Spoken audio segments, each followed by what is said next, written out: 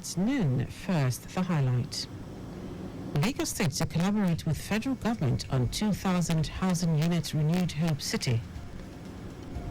Nigeria Center for Disease Control mandates inbound passengers to present health declarations amid outbreak of new COVID-19 variant. On the foreign scene, Syrian rebel forces vow to shut down notorious prisons run by ousted President Bashar al-Assad. And in sport, International Table Tennis Federation seals partnership with ITTF Africa. Now the details. I am Dele Agadumo.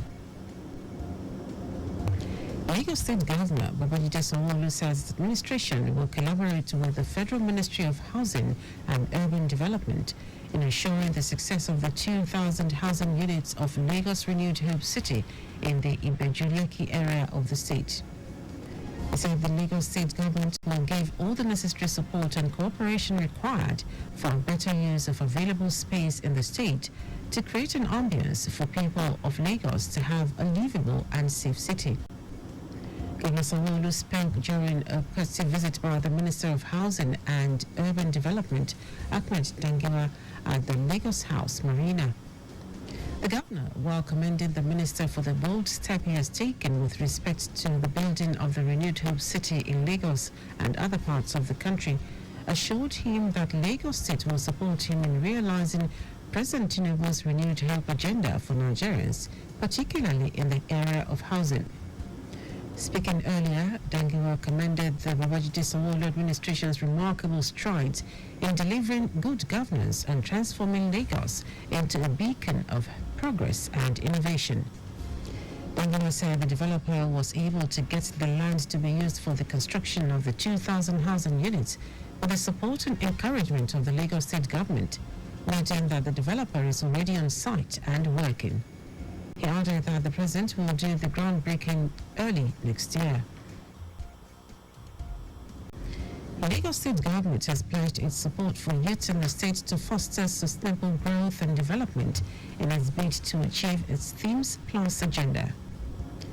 Senior Special Assistant on Special Duties to Governor Babajide Sanwo-Olu, Oluwatobi Oladipo, said this at a press briefing organized by the Youth Assembly of Nigeria, Southwest, and inauguration of new directors of the group in Lagos with the theme, The Role of Youths in Nation Building, the Spirit of Lagos.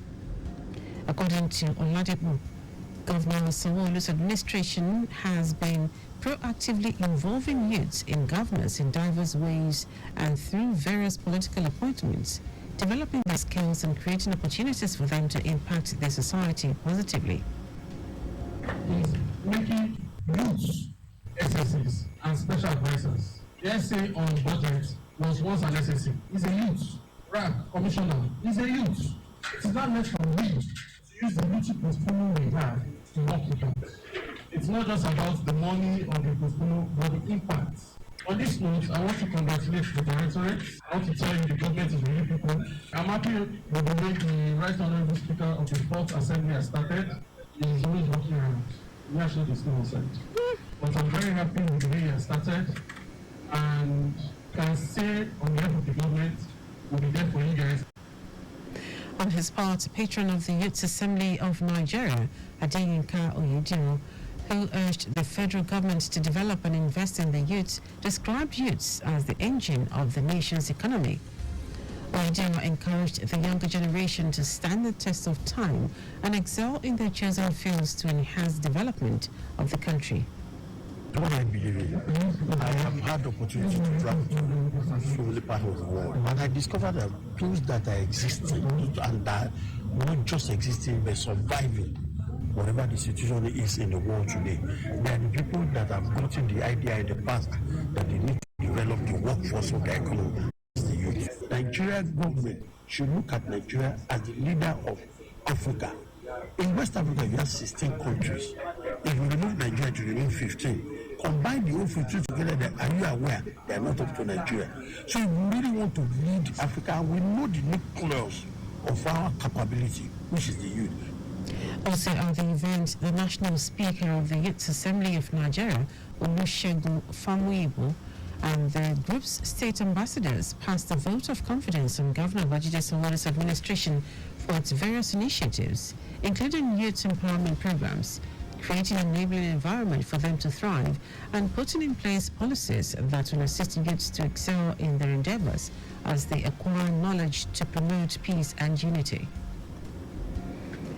Chairman of Ojoko Local Council Development Area, Hamid Tijani, has lauded members of the House of Representatives representing Ifako-Ijayi Federal Constituency, Benjamin Olabinjo, for the unprecedented and transformative empowerment program recently launched in the constituency.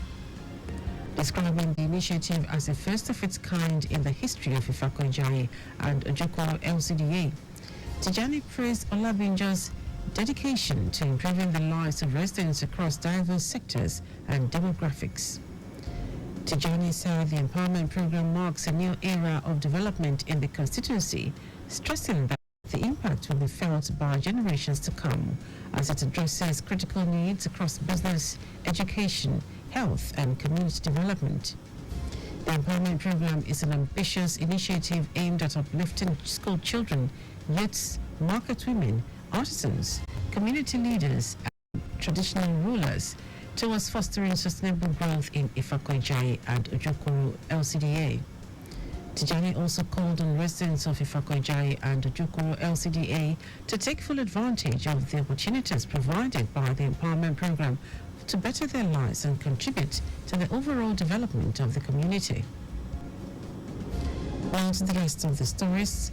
The federal government, through the Ministry of Health and Social Welfare, the Committee of Medical Director and Medical Director to the new COVID-19 XEC variant, which has been reported in Australia and 22 other countries. The ministry directed the medical bodies to activate alert systems throughout all hospitals for a high index of suspicion in patients with COVID-like symptoms. This was as the Nigeria Center for Disease Control and Prevention said the filling of health declaration forms remained mandated for Nigeria-bound passengers as a measure to prevent the spread and monitor the possible importation of infectious diseases and aid the control of disease outbreaks, thereby protecting the health of all Nigerians. It urged the community to collaborate with all relevant stakeholders to share critical data regarding the strain and implement enhanced monitoring protocols. Sokoto State Governor Ahmed Aliyu has assured residents of intensified developmental projects in 2025, reiterating that it is part of his administration's commitment to advancing the state's infrastructure and welfare. The governor made the pledge while declaring open the 11th regular meeting of the State Executive Council in Sokoto. He highlighted his administration's achievements over the past year, stating that several transformative projects have been completed across the state. Aliyu attributed the administration's successes to the unwavering support of the State Executive Council members and the people of Sokoto. The governor urged residents to sustain their support for the government's initiatives, emphasizing that collaboration remains vital for continued progress. Now to foreign news. Syrian rebel forces say they plan to close the notoriously harsh prisons run by ousted President Bashar al-Assad and hunt those involved in the killing or torture of detainees. Rebel leader Ahmed al-Sharaa, also known as Abu Muhammad al-Jalani, also said he would dissolve the security forces of the former regime. Videos showing thousands of prisoners being freed from Sadnaya prison, referred to as a human slaughterhouse by rights groups, surfaced after the collapse of the Assad government on Sunday. According to UK-based monitoring group Syrian Observatory for Human Rights, almost 60,000 people were tortured and killed in the prisons run by Assad. Since the fall of President Bashar al-Assad, Syrians have rushed to the regime's infamous prisons, desperately searching for their loved ones. Now, sport. African Table Tennis Federation, ITTF Africa, has entered into a strategic quadrennial agreement with the International Table Tennis Federation (ITTF) for the period between 2025 and 2028. This partnership underscores a unified commitment to advancing table tennis in the continent of Africa. The agreement, which promises enhanced funding, outlines collaborative efforts between ITTF Africa and ITTF to promote and develop table tennis in Africa. ITTF Africa President Emito Oshodi said the agreement aims to streamline cooperation between ITTF Africa and ITTF, focusing on key areas such as enhancing continental events to attract greater participation and visibility, promoting grassroots development to nurture the next generation of talents, advancing the commercialization and professionalization of table tennis activities, and fostering sustainability through environmentally conscious practices. And that is always at noon. Just before we go, maintain adequate distance from the vehicle ahead of you to avoid collision.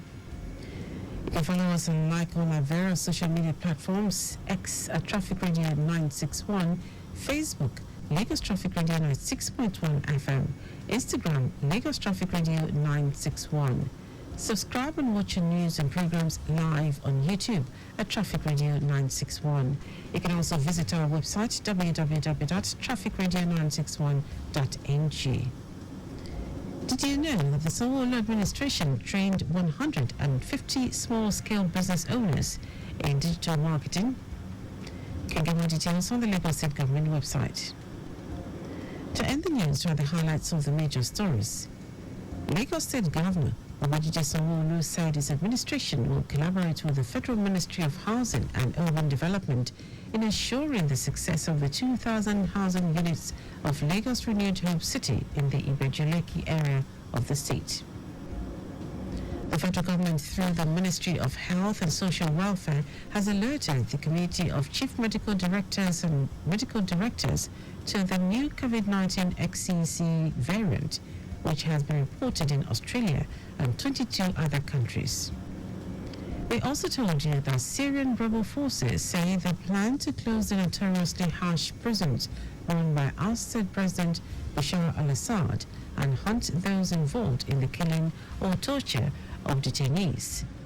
And in sport, African Table Tennis Federation ITTF Africa has entered into a strategic quadrennial agreement with the International Table Tennis Federation ITTF for the period between 2025 and 2028.